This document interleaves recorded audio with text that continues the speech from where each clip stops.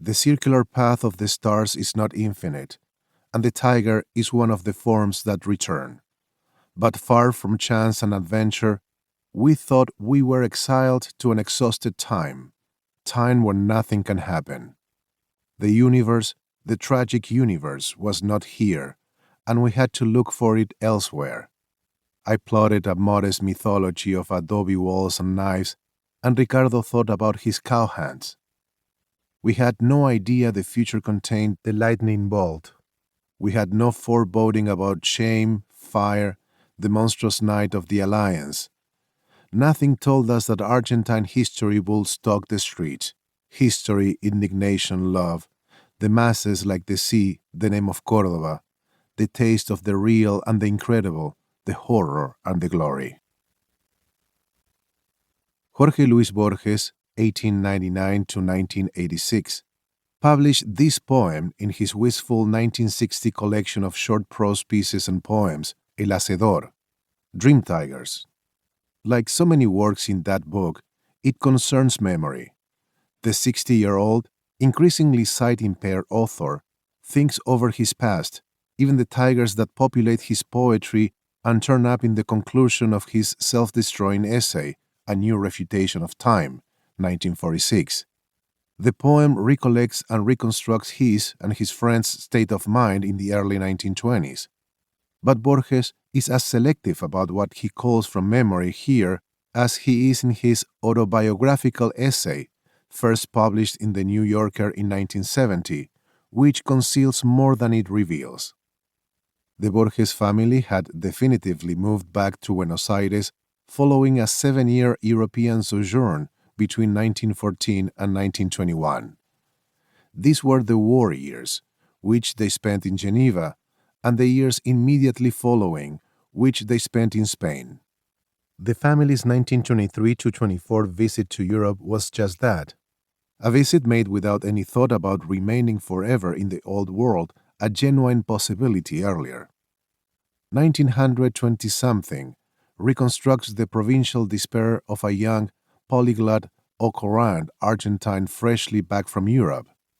The stodginess and cultural barrenness of Buenos Aires, as Borges wrote in 1960, led him to delve into local mythology, adobe walls and knives, and this resulted in the essays he published during the 1920s about Argentina, his obsession.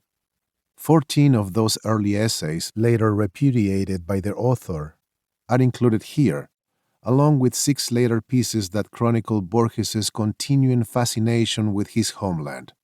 The anthology ends in 1951 with his magisterial lecture, The Argentine Writer and Tradition, in which he finally discovers the link between local and universal culture.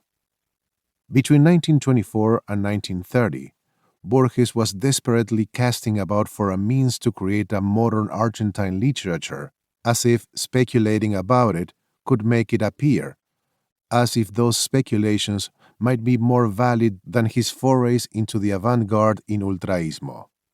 What his 1960 poem about the period does not do is reflect accurately the Argentina the Borges family found on its return.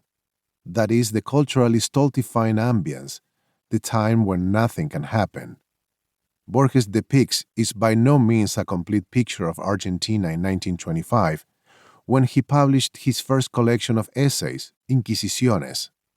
Argentina emerged unscathed from World War I and apparently in excellent condition. The nation was able to lend France money, certainly a point of pride for a developing country whose upper classes adored French culture. But even this could not mask the contradictions of Argentina's reality, that it was at war with itself. All of the social and political inequities that plagued Argentina after independence in 1810 remained unresolved and were compounded by a massive influx of immigrants.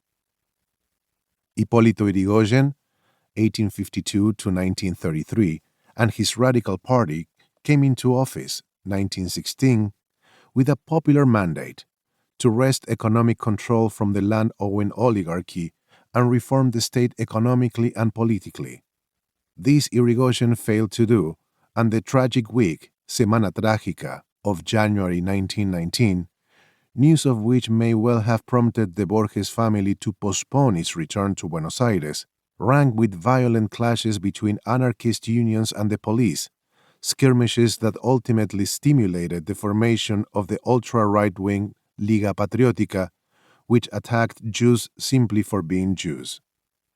Borges suggests he and his generation were adrift, that he became interested in local themes out of a kind of anguish, and that neither he nor his friends, the Ricardo of the poem would seem to be Ricardo Guiraldes, author of the 1926 novel Don Segundo Sombra, had any idea what the future had in store for them.